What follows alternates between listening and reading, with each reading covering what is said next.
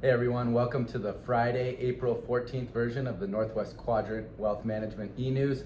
Happy Friday, and just a few days left till tax day on April 18th. One of the things that we wanted to address today was actually a conversation that's been coming up in meetings with clients that encompass the full totality of the political spectrum, whether it's right or left.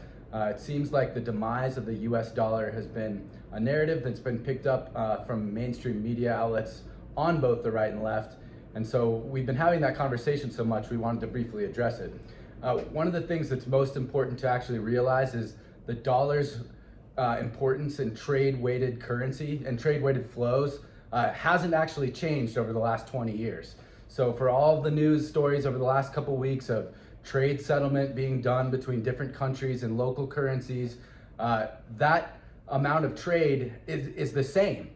Chinese have been taking a larger share relative to their other competitors abroad, but it's really important to realize that as long as our system, we have the deepest, most liquid capital markets in the world, and of course, all people that live in China want to denominate their assets in dollars. You don't hear about Americans going to try to buy real estate in China for precisely that reason. All of the rich people in China want to buy real estate in Europe and the US because the dollars are where they want to denominate their holdings because they can't be taken away in an authoritarian system. Make a brief acknowledgement of the weaponization of the dollar in the form of sanctions and some of the other stuff that's gone on in terms of asset seizures in the wake of the war of Ukraine has potentially eroded our competitive advantage and may have the potential to do so over time, of course, but it's not something that's fundamentally changed the reality on the ground. All commodities are still priced in dollars. If you want to trade them, you have to denominate your swaps in dollars. The other thing, over the last 3 years, people don't remember what happened back during March of 2023 during the depths of the coronavirus pandemic. The US dollar made every other developed market currency on earth look like an emerging market. And what I mean by that is whether it was the pound, the euro, the dollar appreciated relative to all of those currencies dramatically in just a number of days. And that's because when the proverbial it is hitting the fan, everyone wants to own dollars. And our recent experience is a great example of that. Yeah, so the dollar is the reserve currency of the world. It's going to continue to be for the rest of both of our lives. Someday that won't be true, but there's the countries that are trying to become the reserve currency of the world have lots of other problems.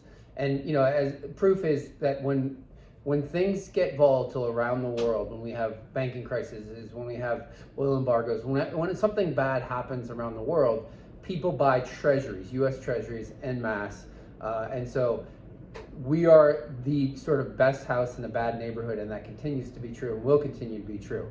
The idea that the yuan or the ruble or some other currency is going to replace the dollar is sort of laughable to us. We get why politically it's sort of this softball right now that's being lobbed back and forth, but the idea that the US dollar is going to not be the reserve currency of the world is laughable, and that's how you should look at it.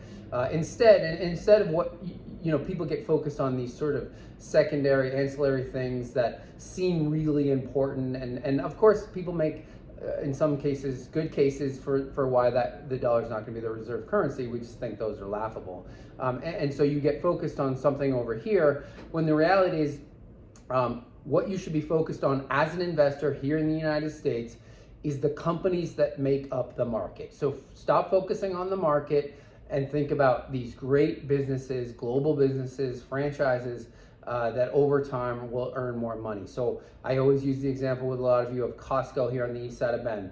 Every single day at 10 o'clock in the morning, there's a line to get in that Costco. Every single day. I went there on Easter, and even though Costco was closed on Easter, there was still a line. So whether it's Costco or Nike or Amazon or Google or Chevron or Caterpillar, all of these great global franchises will make more money 3, 5, and 10 years from now.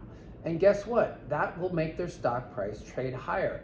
What happens in the medium term or short term is just noise. I mean, the idea that we're focused on something that doesn't matter, like the stock market or the US dollar as not being the reserve currency of the world, is all noise relative to these companies making more money every single day over time, every single day, and that's ultimately what drives stock prices.